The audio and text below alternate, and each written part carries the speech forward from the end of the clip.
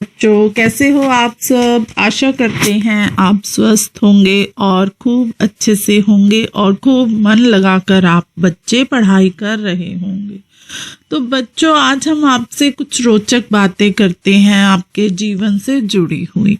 तो बच्चों, आप अपने आसपास के वातावरण से बहुत कुछ सीखते हो। हम बच्चे बड़े अपने जीवन में हर जो हमारा समय होता है वो सीखने का होता है। हम किसी भी पड़ाव पर कभी भी कोई भी चीज को सीखने के लिए हमें कभी हिचकना नहीं चाहिए। हमें सभी बातें अपने वातावरण से, दूसरों के व्यवहार से सीखनी चाहिए। जैसे बच्चों को कई बारी हम नाटक के द्वारा शिक्षा देने की कोशिश करते हैं। पहले टाइम में तो आप बच्चे स्कूल जा रहे थे, अब कुछ समय से आप लोग स्कूल नहीं जा रहे हो, तो हम आपको ऐसे हम आपको पढ़ा रहे हैं। तो ये भी आपके लिए एक नया और जिज्ञासु विषय बन गया पढ़ाई करने का, और हम टीचर्स के लिए भी कि वो बच्चों को आज के समय में कैसे शिक्षित कर रही हैं। तो ऐसे ही हर वक्त हमारे जीवन में बदलाव आते हैं। जैसे हम कई बार आपने देखा होगा कि कुछ व्यक्ति बोल नहीं सकते हैं, कुछ होते हैं जो सुन नहीं सकते हैं, और कुछ बोल और सुन दोनों ही नहीं सकते हैं। तो वो भी कैसे रहते हैं, ये आपने कभी जानने की कोशिश की? तो वो जो व्यक्ति होते हैं या बच्चे भी होते हैं, वो अपनी बातों को इशारों से समझाते हैं, और जो देख नहीं सकते हैं उनकी एक अलग लिपि आती है, भाषा होती है जिस पर वो हाथ लगाकर वो पढ़ लेते हैं। तो ऐसे ही बच्चों, हर एक के लिए जीवन में कुछ ना कुछ सीखने के तरीके हैं। जैसे आप कुछ बच्चे खेल खेल में भी बहुत कुछ सीखते हैं, तो उनको खेल खेल के द्वारा बच्चों को सिखाया जाता है। तो इसी तरीके से बच्चों, हमारे पास सीखने के, सिखाने के बहुत से माध्यम हैं जिसके द्वारा हम बच्चों को सिखा सकते हैं और सीख भी सकते हैं। हम बच्चों से भी कई बार बहुत कुछ सीखते हैं। तो बच्चों, हमारा जो आज का पाठ है वो इन्हीं बातों से संबंधित है। तो आज हम ये पर्यावरण अध्ययन कक्षा 3 पाठ 7 बिन बोले बात, ये हम पढ़ेंगे।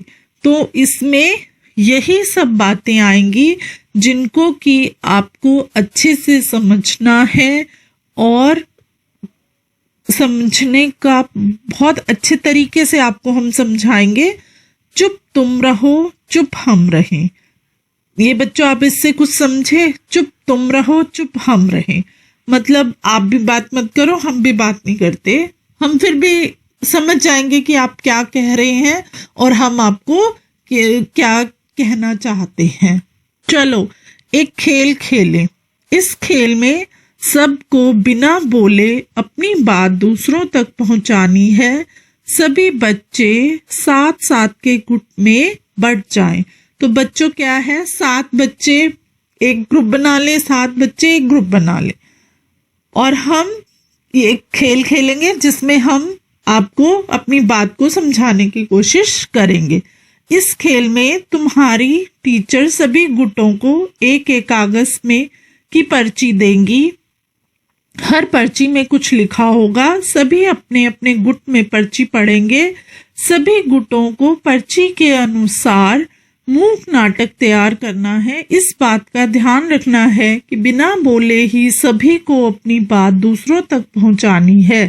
तुम्हें अपने शरीर के अलग अलग अंगों से ही अपनी बात कहनी है, जैसे आंखों से, चेहरे के हाव भाव से, हाथ के इशारे से। जब सबका नाटक तैयार हो जाए तो तब सभी गुट एक एक करके आए और सबके सामने अपना मूक नाटक करें। सभी देखने वालों को यह बूझना होगा कि नाटक में क्या हो रहा है। तो बच्चों, आपने इस पाठ से ये बात को समझा कि एक कक्षा में जैसे काफी बच्चे हैं तो 7-7 बच्चों के ग्रुप कुछ बच्चे जैसे 5 का आपने एक गुट बनाया, 5 का ऐसे करके सब बच्चों को बराबर हिस्सों में बना लिया गुट।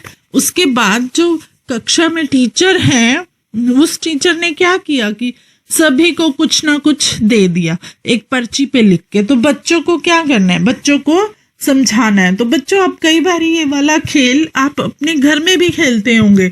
जब आप परिवार के सभी सदस्य या बच्चे मिलकर बैठते हैं तो अक्सर परिवारों में ये खेला जाता है, इसको डमशराज। आजकल के बच्चे इसको क्या बोलते हैं, डमशराज। ये वही वाली बात आपको समझाई गई है। बच्चे ऐसी बातें जल्दी समझ जाते हैं कि कुछ भी, जैसे किसी पिक्चर का नाम दे दिया या जैसे विद्यालय है, सिर्फ एक विद्यालय लिख दिया, तो उस बच्चे को दूसरे ग्रुप के बच्चों को समझाना है कि विद्यालय में क्या होता है। एक टीचर होती है, बच्चे होते हैं, कॉपी होती है, किताब होती है। तो वो सब अपने हाव भाव के उससे आपने अपनी बात को समझाना है। जैसे अस्पताल का लिख दिया या बस स्टैंड लिख दिया या रेलवे स्टेशन लिख दिया या किसी पिक्चर का नाम लिख दिया, ऐसे लिखेंगे।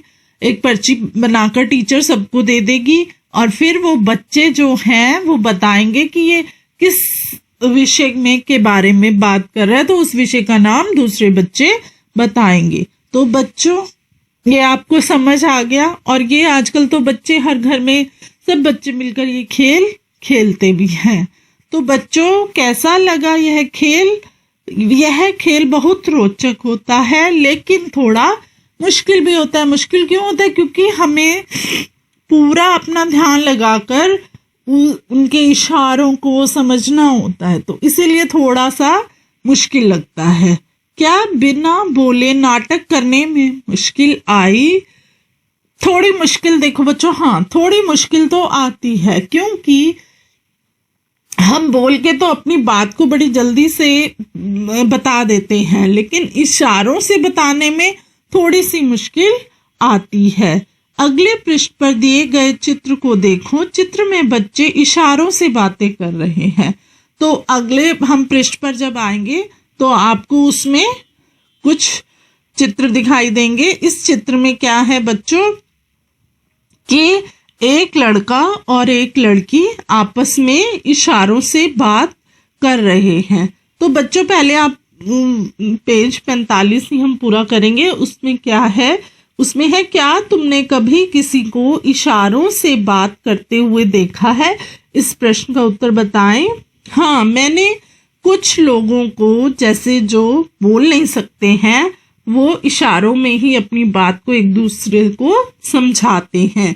लोगों को इशारे में बात करने की जरूरत कब पड़ती है?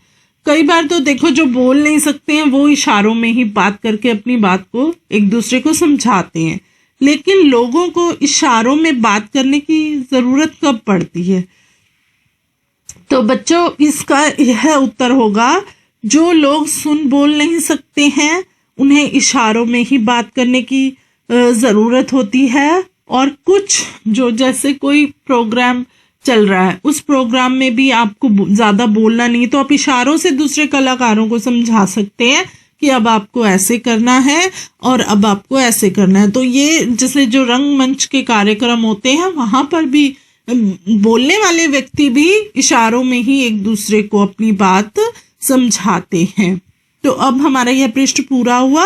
अब हम अगले पृष्ठ पर जो बात कर रहे थे कि चित्र में दो बच्चे आपस में इशारे से बात कर रहे हैं। हम में से ज्यादातर लोग बोल और सुन सकते हैं, पर कुछ ऐसे भी लोग हैं जो बोल और सुन नहीं सकते।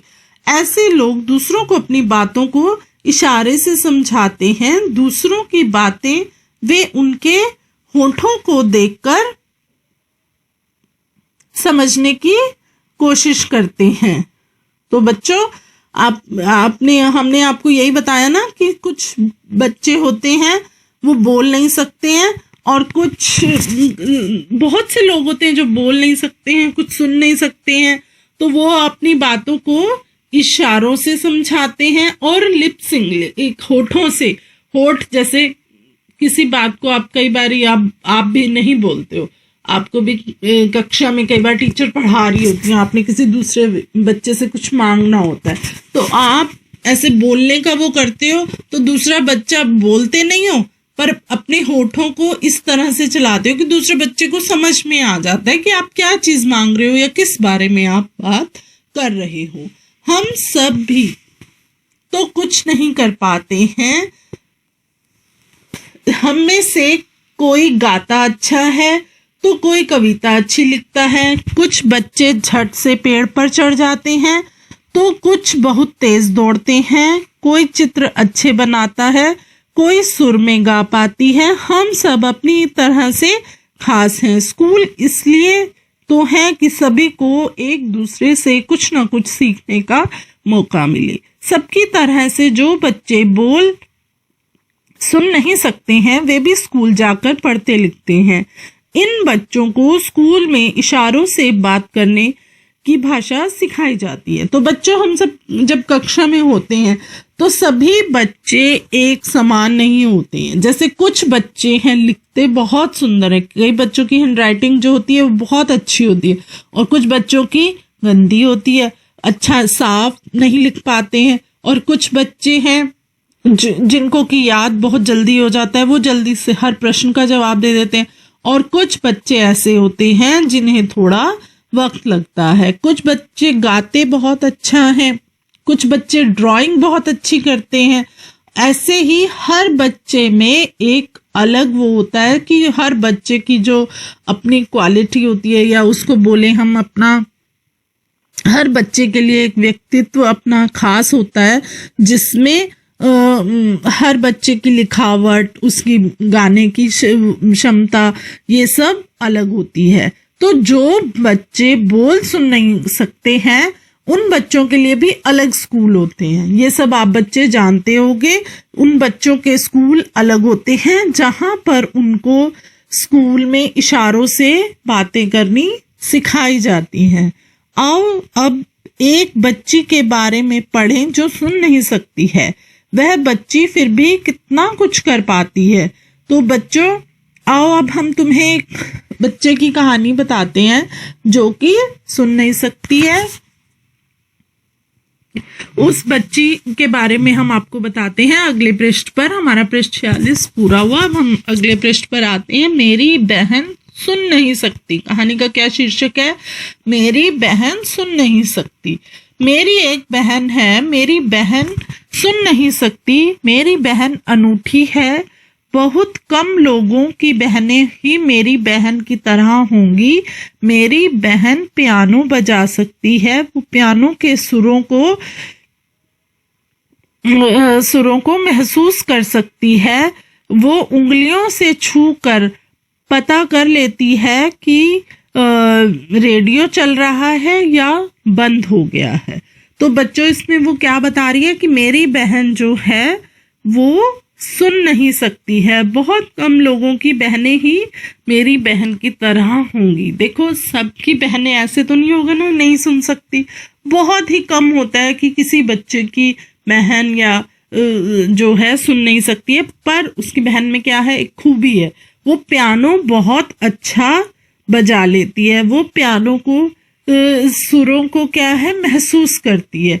देखो बच्चों, जो आपको अभी हमने बताया ना कि सभी बच्चे एक से नहीं होते हैं, कि कोई गाते अच्छे हैं, कोई बजाते अच्छा है, कोई चित्रकारी अच्छी करता है। तो ऐसे उसी की बहन भी क्या थी, पियानो बहुत अच्छी तरह के बजाती थी, और वो उंगलियों से छू कर पता कर लेती थी कि रेडियो चल रहा है या वो बंद है। कूदने, उछलने और कलाबाजियां लगाने में उसे बड़ा आनंद आता था। मेरी बहन अब मेरे ही स्कूल में जाने लगी है।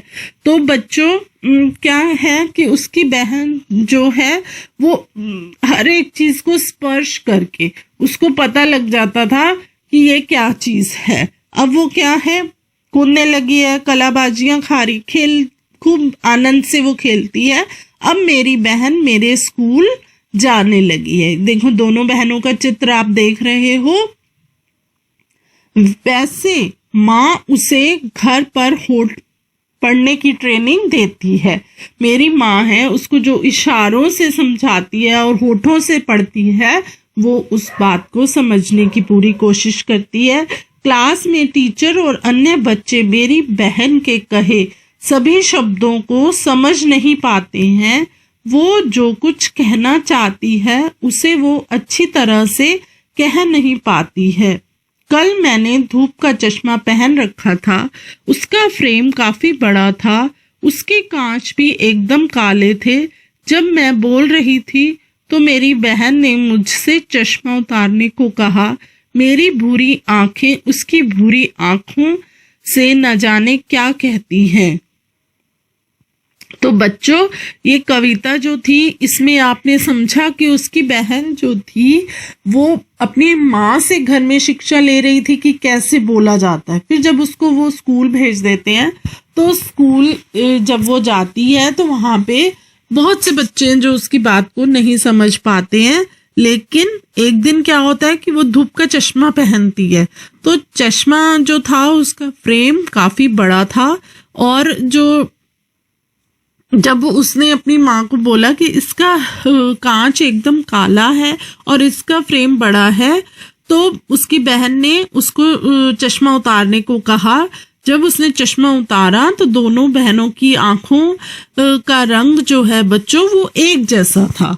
तो आप ये जो कविता जिन्होंने लिखी है अरविंद गुप्ता की ने इसका अनुवाद किया है और ये जीन व्हाइट हाउस पीटरसन की कविता का कुछ अंश आपको दिया गया है। अब बच्चों, आप देख रहे हो चित्र में कि दोनों एक बहन के सिर पर उसने चश्मा लगा दिया और उन्होंने जब देखा तो उन दोनों की आंखों का रंग एक जैसा था। हमारा पृष्ठ 47 पूरा हुआ। अब हम अगले पृष्ठ पर आते हैं। हम अपनी आंखों से बहुत कुछ कहते हैं। छोटे बच्चे तो बोलना सीखने से पहले ही कितना कुछ कहते हैं।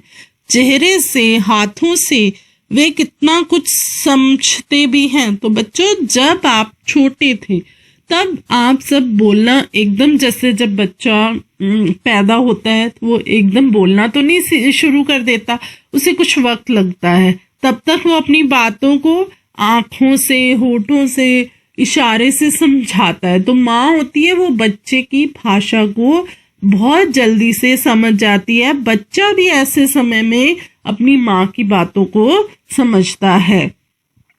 तो जब हम छोटे होते हैं तो हम सबसे बोलते नहीं है, तो हम इशारों से समझा देते हैं हमें भूख लगी है, हाँ, या ये हमारी माँ है। वो अपनी आंखों से ही समझता है ना बच्चा सब कुछ।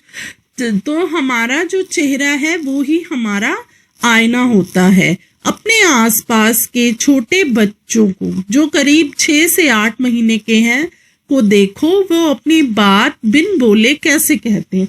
तो बच्चों, आपके घर में भी जैसे आपके जो छोटे भाई बहन हो इतनी उम्र के होते हैं, तो या आपके आसपास वाले घर में ऐसे बच्चे होते हैं, तो आपने भी महसूस किया होगा वो बच्चे कैसे अपनी बात को मनवाते हैं और किस तरह से वो अपनी बात को इशारों से समझाते हैं। तुम सोच रहे होगे कि ये कैसे चेहरे, ना इनमें आंखें हैं, ना नाक और ना ही मुंह, ये सब तो तुम्हें बनाने हैं, पर साथ में जो लिखा है उसे पढ़कर। अब आप ये जो चित्र देख रहे हो, इस चित्र में एक बच्चे का चित्र है, पर इसमें क्या है, ना तो उसकी आंखें बनी हुई हैं और ना नाक और ना मुंह। अब आपने जो यहाँ लिखा हुआ है यह आफताब है। उसका खिलौना गिरकर टूट गया है, वह दुखी है, कैसा होगा उसका चेहरा। तो आपने अब ये पढ़ लिया। तो आपने तो बच्चों, अब आपने बताना है कि ये आफताब जो है इसका जब खिलौना टूट गया है तो ये बहुत ही क्या है, दुखी है। तो अब उसका चेहरा कैसे होगा, तो अब आपने इसका चेहरा बनाना है। तो ये बच्चों आप बनाओगे इसको, तो हमारा पृष्ठ 48 पूरा हुआ। अब हम अगले पृष्ठ पर आते हैं। यह अब एक और लड़की का चित्र दिया हुआ है। इस चित्र में क्या है, यह जूली है। कल ही इसकी इसको छोटी बहन पैदा हुई है, वह बहुत खुश है, अब उसका चेहरा बनाओ। अब ये क्या है कि आपको एक जूली का चित्र दिया है, जो ये चित्र में है इसका नाम जूली है। ये जूली की जो है कल ही बहन पैदा हुई है। तो अब आप, ये जूली बहुत ही खुश है, अब आपको इसका चेहरा मुस्कुराता हुआ हंसता हुआ बनाना है। अब आगे क्या है, यह यामिनी की अम्मा है। आज यामिनी ने जब रसोई से अचार की शीशी निकाली, शीशी गिरकर टूट गई। अम्मा का चेहरा बनाओ। अब ये क्या है बच्चों, यामिनी की अम्मा, मतलब यामिनी की मम्मी की तस्वीर है। जब यामिनी ने क्या किया कि वो रसोई घर में गई सामान लेने के लिए, तो उसके हाथ से एक बॉटल गिर गई, शीशी गिर गई। तो वो शीशी तो अब बताओ, आपके साथ भी ऐसे ही होता होगा, कई बार आपसे भी कोई नुकसान हो जाता है तो आप अपनी माँ का चेहरा सोच लेते हो कि इस टाइम हमारी जो माँ है वो कैसे गुस्से में आएंगी। तो आपने उसे ही सोचते हुए यामिनी की अम्मा का चित्र बनाना है। अगला चित्र देखो, यह रेहाना है। रेहाना को कुत्तों से बहुत डर लगता है। वह खेल रही थी, अचानक उसके सामने एक कुत्ता आ गया। कैसा होगा रेहाना का चेहरा? तो रेहाना का चेहरा बच्चों क्या होगा, डरा हुआ होगा। तो आपने इसमें रेहाना का जो चेहरा है वो डरा हुआ बनाना है। तो ये भी एक आपके लिए रोचक कार्य है कि आप को अब समझ आ जाएगी खुशी हमें किसी चेहरे पर लानी है तो हमें उसका चित्र कैसे बनाएंगे, डरे हुए व्यक्ति का हम चित्र कैसे बनाएंगे। तो ऐसे ही आपको यह एक रोचक कार्य दिया गया है, इसको आपने स्वयं करना है। तो हमारा पेज 49 पूरा हुआ। अब हम अगले पृष्ठ पर आते हैं। चेहरे को देखकर हमें पता चल जाता है कि कौन दुखी है और कौन खुश है, कौन गुस्से में है। तुम्हारे साथ कभी ऐसा हुआ है कि तुमने कोई शरारत की हो और माँ को तुम्हारा चेहरा देखकर ही समझ आ गया हो? बच्चों, ऐसा अक्सर होता है, जब बच्चे कोई भी शरारत करते हैं तो माँ को समझ आ जाता है। माँ बच्चे की हर बात को बड़ी जल्दी से पकड़ लेती है। जैसे बच्चे जब पढ़ाई कर रहे होते हैं तो अगर कोई भी बच्चे, आप बच्चे हो, घर में किताब खोल के बैठे हो, लेकिन आप साथ साथ कुछ भी कर रहे हो, तो आपकी माँ आपको बता देती है ना कि बेटा अब आप पढ़ नहीं रहे हो, आपने बस किताब खोली हुई है और आप कुछ और मस्ती कर रहे हो। तो ऐसे ही बच्चों सबकी माँ को या सबको पता लग जाता है कि आप क्या कर रहे हो। आप, और जैसे हम कई बार अपने घर में भी अपने हमारे से बड़े हैं, छोटे हैं, आप उनके चेहरे पढ़कर आप भी बता देते हो कि आज ये खुश बहुत है या ये गुस्से में है या इसको कोई तकलीफ है। तो ऐसे ही हर एक का चेहरा पढ़ लेते हैं हम और बता देते हैं। नाच से भी हम अपनी बातों को दूसरों तक पहुंचा सकते हैं। नाच में इशारों और चेहरे के हाव भाव का इस्तेमाल करते हैं, इन्हें मुद्राएं कहते हैं। तो बच्चों क्या होता है कि जब पहले एक नृत्य होते थे तो उसमें क्या होता था कि नृत्य में भी, जैसे जो खुशी का नृत्य होता है, जो अपने दिल से, कई बार आपको बहुत अच्छी कोई खबर सुनने को मिल जाती है तो आप अपने आप ही नाचने लग जाते। तो उसमें भी नाचने के जो वो हाव भाव होते हैं अलग होते हैं। कई बार आपके साथ जबरदस्ती होती है कि नहीं जी आपको तो आज इस गाने पर नृत्य करना ही है, तब आप नृत्य कर रहे होते हो तो आपके हाव भाव जो हैं वो बिल्कुल ही अलग तरीके के होते हैं। नीचे चित्र में नाच की कुछ मुद्राएं दी गई हैं। ये जो हाव भाव होते हैं, हाथ के इशारे होते हैं, आंखों के इशारे होते हैं, नृत्य करते समय इनको मुद्राएं बोलते हैं। तो इन्हें देखो और करो। नाच की कुछ मुद्राएं तुम भी सीखो और करके दिखाओ। तो बच्चों जो एक नंबर चित्र है उसमें क्या है कि हाथ को ऐसे, उंगलियों को इकट्ठा करके वो ऐसे कर रहे हैं। तो इस चित्र में आपने बताना है कि ये क्या कर रहे हैं। तो ऐसे ही ये सब आपको स्वयं करना है। 2 में क्या है, उन्होंने हाथ थोड़ा खोला हुआ है। तीसरे में क्या है, उंगलियां नीचे हैं, अंगूठा साइड में, उंगली ऐसे, और 4 में क्या है, हाथ के ऊपर हाथ रखा हुआ है। तो आप ये मुद्राएं आप बच्चों नृत्य की हैं, ये आप सीख सकते हो। ये पाठ हमारा पृष्ठ हमारा 50 पूरा हुआ। अब हम अगले पृष्ठ पर आते हैं। चित्रों को देखकर अनुमान लगाओ, इन पर अपने मन की कहानी बनाओ तथा अपने साथियों को सुनाओ और उस कहानी पर बातचीत करो। तो बच्चों इसमें एक कहानी है जो कि आपको सिर्फ चित्रों के माध्यम से बनाई हुई है। इस कहानी को आपने ही पूरा करना है। तो इसमें हम आपकी मदद करेंगे, आपको चित्रों के बारे में समझाएंगे।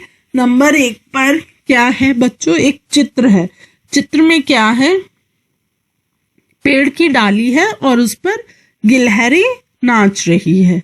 तो क्या है, अब पहले हम आपको चित्र के बारे में बताते हैं, फिर हम कहानी को बनाएंगे। दूसरे चित्र में क्या है कि गिलहरी चूल्हे पर खाना बना रही है। तीसरे में वो खाना रखकर थोड़ा नृत्य कर रही है।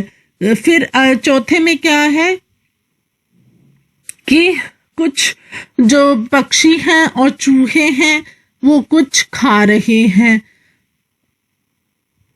तो बच्चों अब हम ये कहानी बनाते हैं।